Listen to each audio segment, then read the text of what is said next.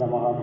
शुक्लां भरतरं विष्णुं शशिवर्णं चतुर्भुजं प्रसन्नवदनं ध्यायेत् सर्वविघ्नोपशान्तये लक्ष्मीनारायणं वन्दे तद्भक्तप्रवरोह्यं श्रीमदानन्दतीर्थाख्यो गुरुत्वं जनमाम्यहं वेदे रामायणे चैव पुराणे भारते तथा आदावन्ते च मध्ये च विष्णुः सर्वस्य गीयते सर्वविघ्नप्रशमनं सर्वसिद्धिकरं परं सर्वजीवप्रणेतारं वन्दे विदीनं गिरिं सर्वाभीष्टप्रदं रामं सर्वारिष्टनिवारकं जानकीजारिमनिजं वन्दे भद्गुरुवन्दितम् अभ्रमं वङ्करहितम् अजनं विमलं सदा आनन्दतीर्थमधुरं वदेतापत्रयापं भवति यदनुभावेणमोघोऽपि वाग्मि जडपतिर्भजन्तु ध्यायते भाग्यमौलिः सकलवचनचेतो देवता भारतीता मम भजति विदत्तां निधिं मानसेजं विद्यासिद्धान्तदुर्गान्तविद्धं सुविचक्षणः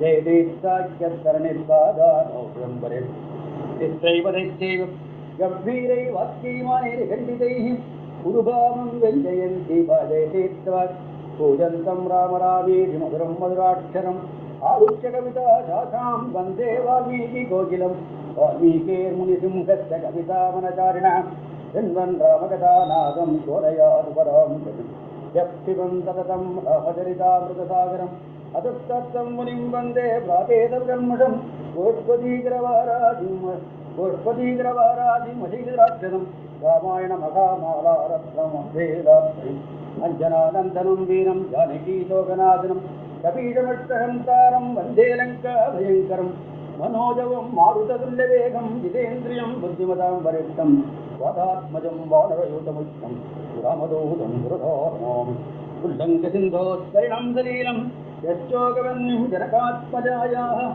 आदाय तेनैव जदालङ्कां नमामि तं भ्रातृराञ्जनेयम् आञ्जनेयमतिपालनाननं काञ्चनाद्रिगमनीयविग्रहं पारिजाततरुमूलवासिनं भावयामि पामाननन्दनं यत्र यत्र गुणापकीर्तनं दत्तदत्तगतमस्तकाञ्जलिं बाष्पवारि परिपूर्णलोचनं मारुतिं नमदराक्षसान्तकं वेदवेद्ये परे पुंसि जाते दशरथात्मने वेदस्वादे दशादात्मायणात्मनः आपदापकर्तारं दातारं सर्वसम्पदां लोकाभिरामं श्रीरामं भूयो भूयो नमाम्यहं तदुपगतसमादसन्धियोगं तमवलोकनात्तवक्यबद्धं रघुवरचरितं मुनिप्रणीतं दशशरशस्यवधं निशामयध्वं वैदेहीसैलं सुरध्रुमद्रे कैवेवगामण्टपे मध्ये पुष्पकमानसे मणिमये वेदासने सुस्थितम् अग्रे वाचयति प्रपञ्चरसुते तत्त्वं मुनिभ्यः परं व्याख्यान्तं वरदारिभिः परिवृतं रामं वदे श्रावणं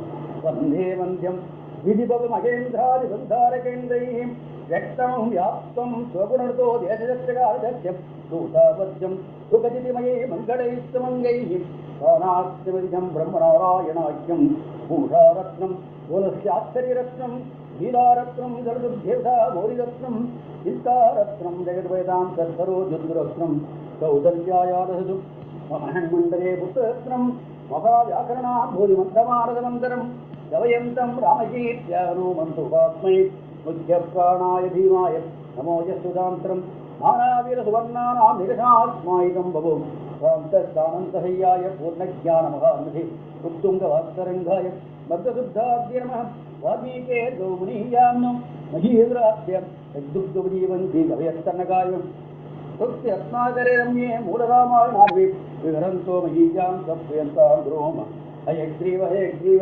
हयग्रीवे त्रियवदेति तस्य विस्तरते वाणी जक्षकन्या प्रवाहवत् तपस्वाध्यायरतं तपस्वी वाग्विदाम्बरं नारदं परिवप्रच्छ वाल्मीकिर्मुनिपुङ्गवं सहत्वा राक्षसां सर्वारिज्ञारघुनन्दरं ऋषिभिः पूजितस्तत्रेन्द्रो विजयपुरं विश्वामित्रस्य धर्मात्मादुत्वा जनकभाषं वत्सरामिधुरं स्वश्रीरागं तुष्टावाच्यस्तदा वंशत्वविसहितां पदेः दैनीयं नरेन्द्रसदाधार्यवधिष्ठितं वनवासं यौत्यायवादां चावरणानिजं वत्सारमुनगच्छन्ते सीताय सोदुं राजा सत्यं च धर्मस्य राजा प्रवतां कुलं राजा माता पिता दैव राजा हितकरोदृणां निरीक्षत मुहूर्तं सुधारतपरतो गुरुं पुटदे राममासीनं जटामण्डलधारिणं यदि बुद्धिकृतादक्षमगस्त्यं तं महामुनिम् अध्येतगमने बुद्धिं रोचयस्य महायः वरदस्याद्य पुत्रस्य स्वसूनामुच प्रभु मृगरूपविदं व्यक्तं विस्मयं जनयिषति दक्षशीघ्रविदो रामसुग्रीवं संहाबलं वयस्यं तं कुरुषु प्रमतो गत्वाद्यागमं देशकालुभजस्वाध्यक्षो मानः प्रियाप्रियं सुखदुःखदगत्कालिं सुग्रीवजोभ वन्द्यास्यवस्थिताः सपदावितकल्मषाः पृष्ठव्याजाभिधायाः प्रवृत्तिभयान्तेहि तनिश्चित्य पुरीं श्रेष्ठां लङ्कां तां रावरोहिणीं विक्रमेण महातेजा हनुमान् दत्तं जज्ञाद्देवास्तगन्धर्वाः सिद्धाश्च परमशेयं मोगच्छन्ति येनायं रामं राजीवलोचनं मङ्गलाभिमुखी तस्यादि महाभवेः उपदस्ते विशालाय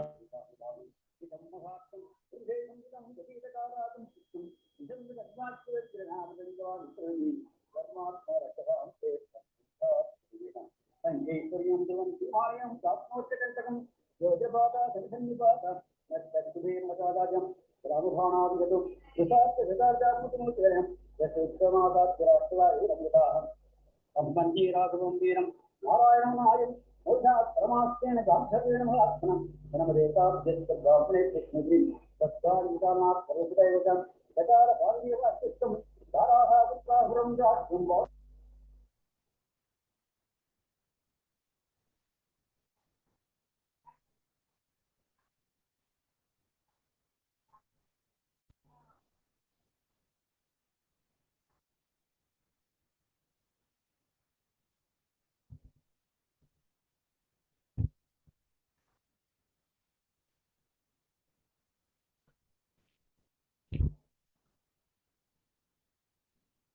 Now we will be having chapter 131 in some of the books. In some of the books it is 128 of Yuddhakanda, which is Rama Pattabhishekam, which is being recited. Along with that, you can also follow the recitation as per your books, whatever you are having, in whichever language you are having. Thank you.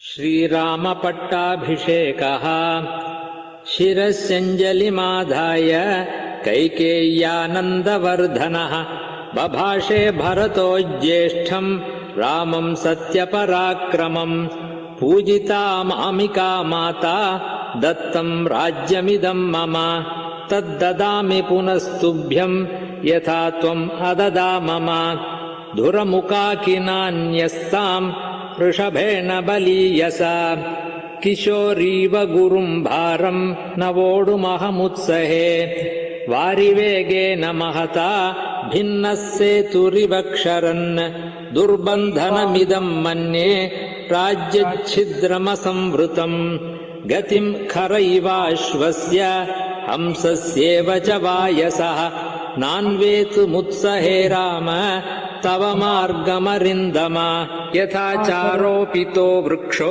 जातश्चान्तरनिवेशने महांश सुदुरारोहो महास्कन्धप्रशाखवान् शीर्येत पुष्पितो भूत्वा न फलानि प्रदर्शयन् तस्य नानुभवेदर्थम् यस्य हेतोः स रोप्यते येषोपमा महाबाहो त्वदर्थं वेत्तुमर्हसि यद्यस्मान्मनुजेन्द्रत्वं भक्तान् भृत्यान्न शाधिः जगदद्याभिषिक्तं त्वाम् अनुपश्यतु सर्वतः प्रतपन्तम् इवादित्यं मध्याह्ने दीप्ततेजसम् तूर्यसङ्घातनिर्घोषैः काञ्चीनूपुरनिस्वनैः मधुरैर्गीतशब्दैश्च प्रतिबुध्यस्व राघव यावदा वर्तते चक्रम् यावती च वसुन्धरा तावत्त्वमिह सर्वस्य स्वामित्वमनुवर्तय भरतस्य वचः श्रुत्वा रामः परपुरञ्जयः तथेति प्रतिजग्राह निशसादासने शुभे ततः शत्रुघ्नवचनान् निपुणाश्मश्रुवर्धकाः सुखहस्ताः शुशीघ्राश्च राघवं पर्युपासता पूर्वं तु भरते स्नाते लक्ष्मणे च महाबले सुग्रीवे वानरेन्द्रे च राक्षसेन्द्रे विभीषणे विशोधितजटस्नातः चित्रमाल्यानुलेपनः महार्हवसनो रामः तस्थौ तत्र श्रियाज्वलन् प्रतिकर्म च रामस्य कारयामास वीर्यवान् लक्ष्मणस्य च लक्ष्मीवान् इक्ष्वाकुकुलवर्धनः प्रतिकर्म च सीतायाः सर्वा दशरथस्त्रियः आत्मनैव तदा चक्रुः संज्ञो मनोहरम् ततो वानरपत्नीनाम् सर्वासामेव शोभनम् चकार यत्नात् कौसल्या प्रहृष्टा पुत्रलालसा ततः शत्रुघ्नवचनात् सुमन्त्रो नाम सारथिः योजयत्वाभिचक्राम रथम् सर्वाङ्गशोभनम् अर्कमण्डलसङ्काशम् दिव्यम् दृष्ट्वा रथोत्तमम् आरुरोह महाबाहु रामः सत्यपराक्रमः सुग्रीवो हनुमांश्चैव महेन्द्रसदृशद्युति स्नातो दिव्यनिभैर्वस्त्रैः जग्मतुः शुभकुण्डलौ पराभरणसम्पन्ना ययुस्ताः शुभकुण्डलाः सुग्रीवपत्न्यः सीता च द्रष्टुम् नगरमुत्सुकाः अयोध्यायाम् तु सचिवा राज्ञो दशरथस्य ये पुरोहितम् पुरस्कृत्य मन्त्रयामासुरर्थवत् अशोको विजयश्चैव सुमन्त्रश्चैव संगताः मन्त्रयन् रामवृद्ध्यर्थम् नगरस्य च सर्वमेवाभिषेकार्थम् जयार्हस्य महात्मनः कर्तुमर्हसि रामस्य यद्यन्मङ्गलपूर्वकम् इति ते मन्त्रिणः सर्वे सन्दिश्यतु पुरोहितम् नगरान् निर्ययुर्तूर्णम् रामदर्शनबुद्धयः हरियुक्तम् सहस्राक्षो रथमिन्द्रैवानघः प्रययौ रथमास्थाय रामो नगरमुत्तमम् जग्राह भरतो रश्मीन् शत्रुघ्नश्चत्रमाददे लक्ष्मणो व्यजनम् तस्य मूर्ध्नि सम्पर्यवीजयत् श्वेतम् च बालव्यजनम् जग्राह पुरतस्थितः अपरम् चन्द्रसङ्काशम् राक्षसेन्द्रो विभीषणः ऋषिसङ्घैस्तदाकाशे देवैश्च समरुद्गणैः तूयमानस्य रामस्य शुश्रुवे मधुरध्वनिः ततः शत्रुञ्जयम् नाम कुञ्जरम् पर्वतोपमम् आरुरोह महातेजाः सुग्रीवप्लवगर्षभः नवनागसहस्राणि ययुरास्थाय वानराः मानुषम् विग्रहम् कृत्वा सर्वाभरणभूषिताः शङ्खशब्दप्रणादैश्च दुन्दुभीनाम् च निस्वनैः प्रययौ पुरुषव्याघ्रः ताम् पुरीम् हर्म्यमालिनीम् ददृशुस्ते समायान्तम् राघवम् सपुरःसरम् विराजमानम् वपुषा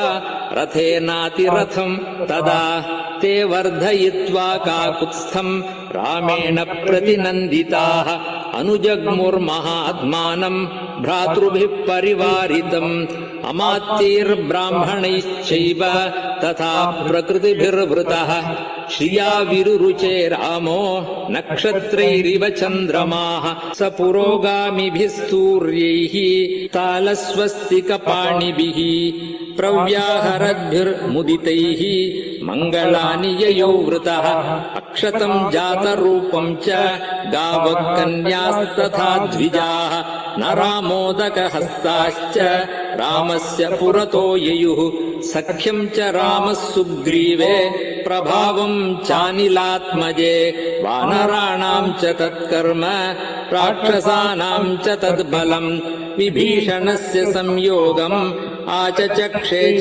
मन्त्रिणाम् श्रुत्वा तु विस्मयम् जग्मुः अयोध्यापुरवासिनः द्युतिमाने तदाख्याय रामो वानरसंवृतः हृष्टपुष्टजनाकीर्णाम् अयोध्याम् प्रविवेशः ततो ह्यभ्युच्छ्रयन् पौराः पताकास्ते गृहे गृहे ऐक्ष्वाकाध्युषितम् रम्यम् आससाद पितुर्गृहम् अथाब्रवीद् राजपुत्रो भरतम् धर्मिणाम् वरम् अर्थोपहितया वाचा मधुरम् रघुनन्दनः पितुर्भवनम् आसाद्य प्रविश्य च महात्मनः कौसल्याम् च सुमित्राम् च कैकेयीमभिवादय यच्च मद्भवनम् श्रेष्ठम् शाशोकवनिकम् महत् मुक्तावैदूर्यसङ्कीर्णम् सुग्रीवाय निवेदय तस्य तद्वचनम् श्रुत्वा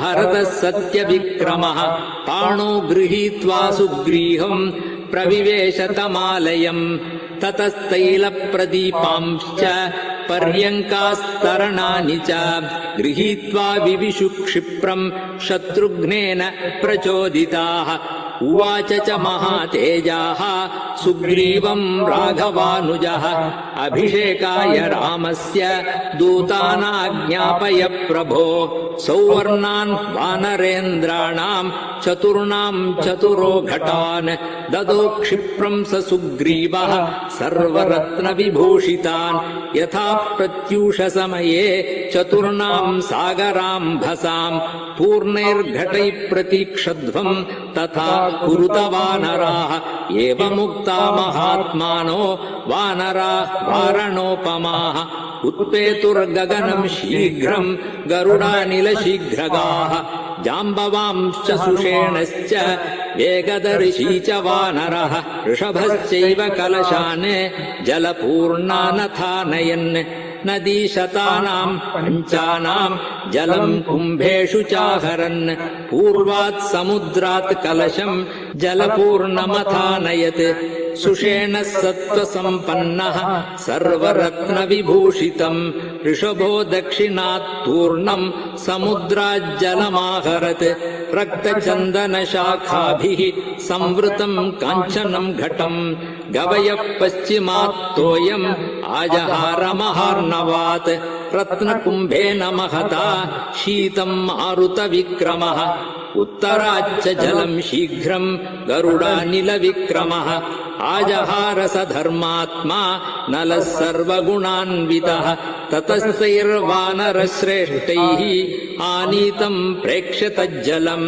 अभिषेकाय रामस्य शत्रुघ्नः सचिवैः सह पुरोहिताय श्रेष्ठाय सुहृद्भ्यश्च न्यवेदयत् ततः स प्रयतो वृद्धो वसिष्ठो ब्राह्मणैः सह रामम् रत्नमये पीठे सह सीतम् न्यवेशयत् वसिष्ठो वामदेवश्च जाबालिरथकाश्यपः कात्यायनः सुयज्ञश्च गौतमो विजयस्तथा अभ्यषिञ्चन्नरव्याघ्रम् प्रसन्नेन सुगन्धिना सलिलेन सहस्राक्षम् वसवो वासवम् यथा ऋत्विग्भिर्ब्राह्मणैः पूर्वम् कन्याभिर्मन्त्रिभिस्तथा योधैश्चैवाभ्यषिञ्चस्ते सम्प्रहृष्टाः सनेगमैः सर्वौषधिरसैर्दिव्यैः दैवतैर्नभसि स्थितैः चतुर्भिर्लोकपालैश्च सर्वैर्देवैश्च सङ्गतैः ब्रह्मणा निर्मितम् पूर्वम् किरीटम् रत्नशोभितम् अभिषिक्तपुरायेन मनुस्तम् दीप्ततेजसम् तस्यान्ववाये राजानः क्रमाद्येनाभिषेचिताः सभायाम् हेमक्लुप्तायाम् शोभितायाम् महाजनैः रत्नैर्नानाविधैश्चैव चित्रितायाम् सुशोभनैः नानारत्नमये पीठे कल्पयित्वा यथाविधि किरीटेन ततः पश्चात् वसिष्ठेन महात्मना ऋत्विग्भिर्भूषणैश्चैव समयोक्षत राघवः छत्रम् तु तस्य जग्राह शत्रुघ्नः पाण्डरम् शुभम् श्वेतम् च बालव्यजनम् सुग्रीवो वानरेश्वरः अपरम् चन्द्रसङ्काशम् राक्षसेन्द्रो विभीषणः मालाम् ज्वलन्तीम् वपुषा काञ्चनीम् शतपुष्कराम् राघवाय ददौ वायुः वासवेन प्रचोदितः सर्वरत्नसमायुक्तम् मणिरत्नविभूषितम् मुक्ताहारम् नरेन्द्राय ददौ शक्रप्रचोदितः प्रजगुर्देव गन्धर्वा नदतुश्चाप्सरो गणाः अभिषेके तदर्हस्य तदा रामस्य धीमतः भूमिः सस्यवती चैव फलवन्तश्च पादपाः गन्धवन्ति च पुष्पाणि बभूवु राघवोत्सवे सहस्रशतमश्वानाम् धेनूनाम् च गवाम् तथा ददौ 100 वृषान् पूर्वम् द्विजेभ्यो मनुजर्षभः 30 कोटिर्हिरण्यस्य ब्राह्मणेभ्यो ददौ पुनः नानाभरणवस्त्राणि महार्हाणि च राघवः अर्करश्मिप्रतीकाशम् काञ्चनीम् मणिविग्रहाम् सुग्रीवाय स्रजम् दिव्याम् प्रायच्छन्मनुजर्षभः वैदूर्यमणिचित्रे च चन्द्ररश्मिविभूषिते वालिपुत्राय धृतिमान् अङ्गदायाङ्गदे ददौ मणिप्रवरजुष्टम् च मुक्ताहारमनुत्तमम् सीतायै प्रददौ रामः चन्द्ररश्मिसमप्रभम् अरजे वाससी दिव्ये शुभान्याभरणानि च अवेक्षमाणा वैदेही प्रददौ वायुसूनवे अवमुच्यात्मनः कण्ठाद्धारम् जनकनन्दिनी अवैक्षत हरीन् सर्वान् भर्तारम् च मुहुर्मुहुः तामिङ्गितज्ञः सम्प्रेक्ष्य बभाषे जनकात्मजाम् प्रदेहि सुभगे हारम् यस्य तुष्टासि भामिनी तेजो धृतिर्यशो दाक्ष्यम् सामर्थ्यम् विनयो नयः पौरुषम् विक्रमो बुद्धिः यस्मिन्नेतानि नित्यदा ददौ सा वायुपुत्राय तम् हारमसिते क्षणा हनुमांस्तेन हारेण शुशुभे वानरर्षभः चन्द्रांशुचय गौरेण श्वेताभ्रेण यथाचलः ततो विविधमयिन्दाभ्याम् नीलाय च परन्तपः सर्वान् कामगुणान् वीक्ष्य प्रददौ वसुधाधिपः सर्वे वानरवृद्धाश्च ये चान्ये वानरेश्वराः वासोभिर्भूषणैश्चैवम् यथार्हम् प्रतिपूजिताः विभीषणोऽथ सुग्रीवो हनुमाञ्जाम्बवांस्तथा सर्वे वानरमुख्याश्च रामेणाक्लिष्टकर्मणा यथार्हम् पूजिताः सर्वे कामैरत्नैश्च पुष्कलैः प्रहृष्टमनसः सर्वे जग्मुरेव यथागतम् नत्वा सर्वे महात्मानम् ततस्ते प्लवगर्षभाः विसृष्टा पार्थिवेन्द्रेण किष्किन्धाम् अभ्युपागमन् सुग्रीवो वानरश्रेष्ठो दृष्ट्वा रामाभिषेचनम् पूजितश्चैव रामेण किष्किन्धाम् प्राविशत्पुरीम् विभीषणोऽपि धर्मात्मा सहतैर्नैऋतर्षभैः लब्ध्वा कुलधनम् राजा लङ्काम् प्रायात् विभीषणः स राज्यमखिलम् शासन् निहतारिर्महायशाः राघवः परमोदारो रराज परया मुदा उवाच लक्ष्मणम् रामो धर्मज्ञम् धर्मवत्सलः आतिष्ठ धर्मज्ञ मया सहे माम् गाम् पूर्वराजाद्युषिताम् बलेन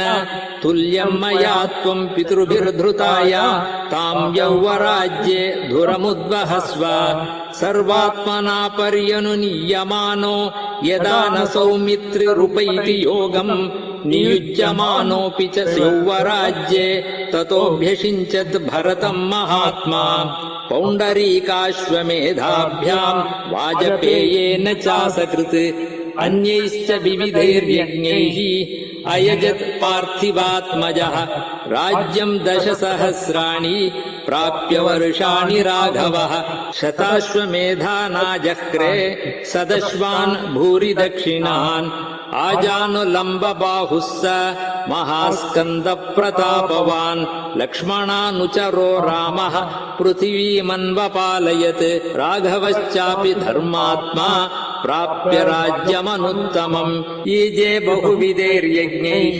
ससुहृज्ञातिबान्धवैः न पर्यदेवन् विधवा न च व्यालकृतम् भयम् न व्याधिजम् भयम् वापि रामे राज्यम् प्रशासति निर्दस्युरभवल्लोको नानर्थः कञ्चिदस्पृशत् न च स्म वृद्धा बालानाम् प्रेतकार्याणि कुर्वते सर्वम् मुदितमेवासीत् सर्वो धर्मपरो भवत् राममेवानुपश्यन्तो नाभ्यहिंसन् परस्परम् आसन् वर्षसहस्राणि तथा पुत्रसहस्रिणः निरामया विशोकाश्च रामे राज्यम् प्रशासति रामो रामो राम इति प्रजानामभवन् कथाः रामभूतम् जगदभूत् रामे राज्यम् प्रशासति नित्यपुष्पा नित्यफलाः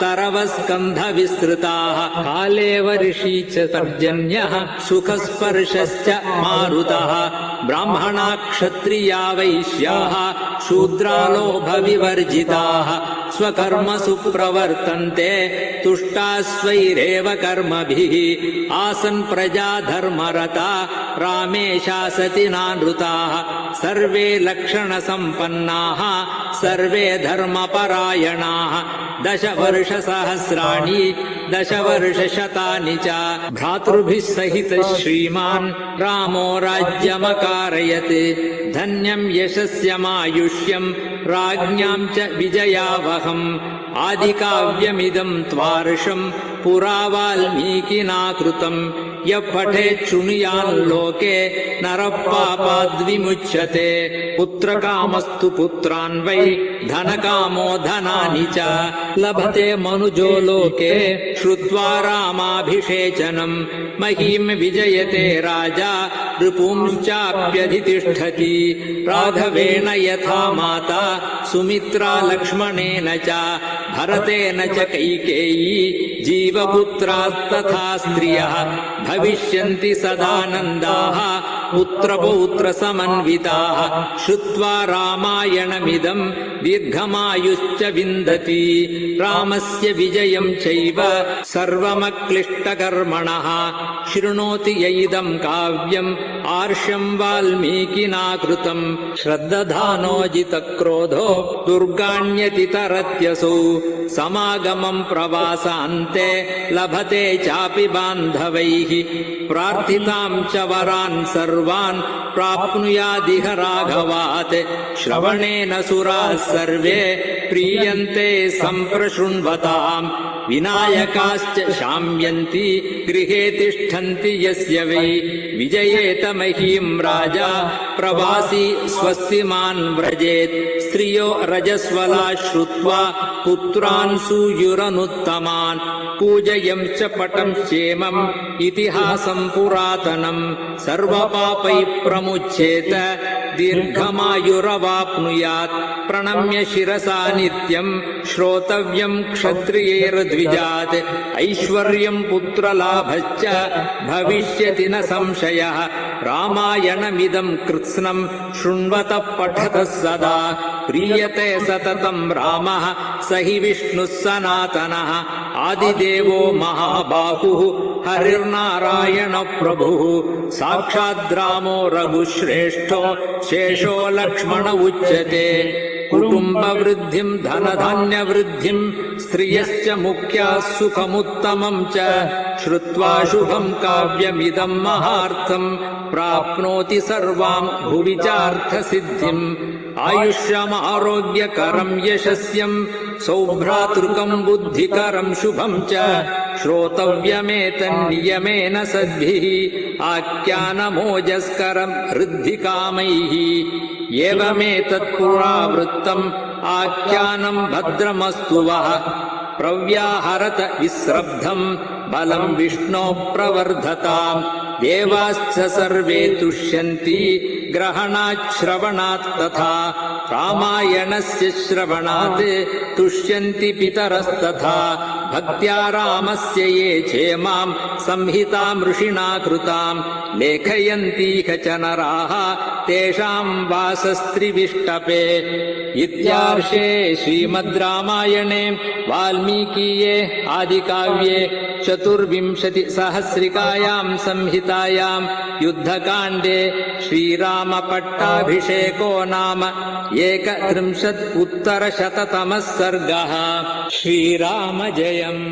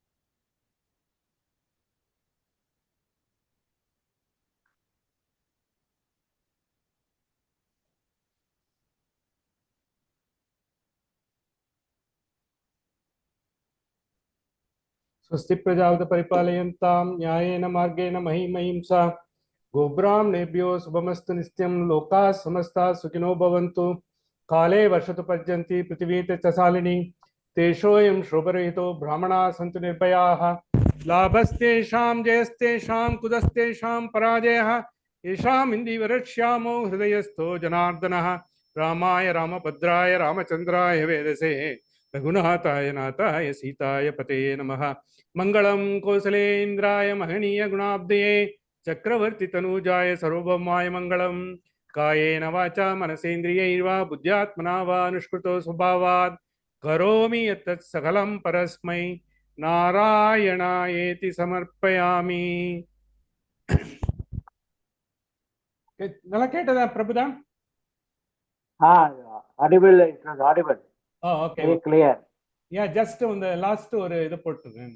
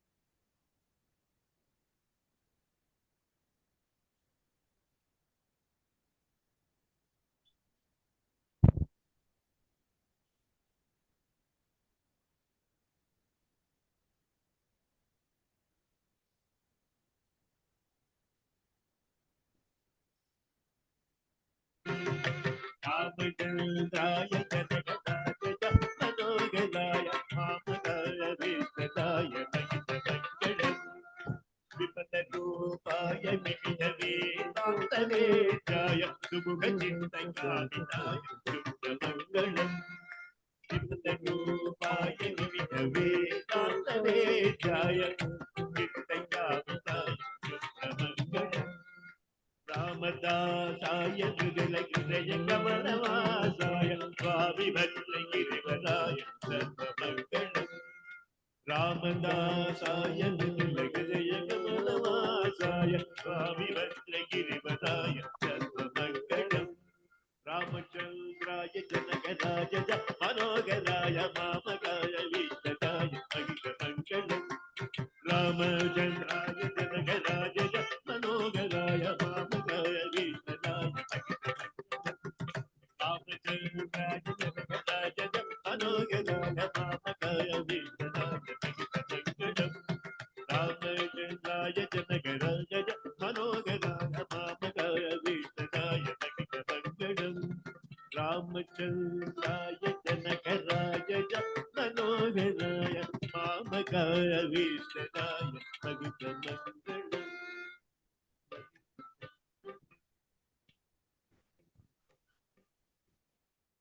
महितमङ्गलम्।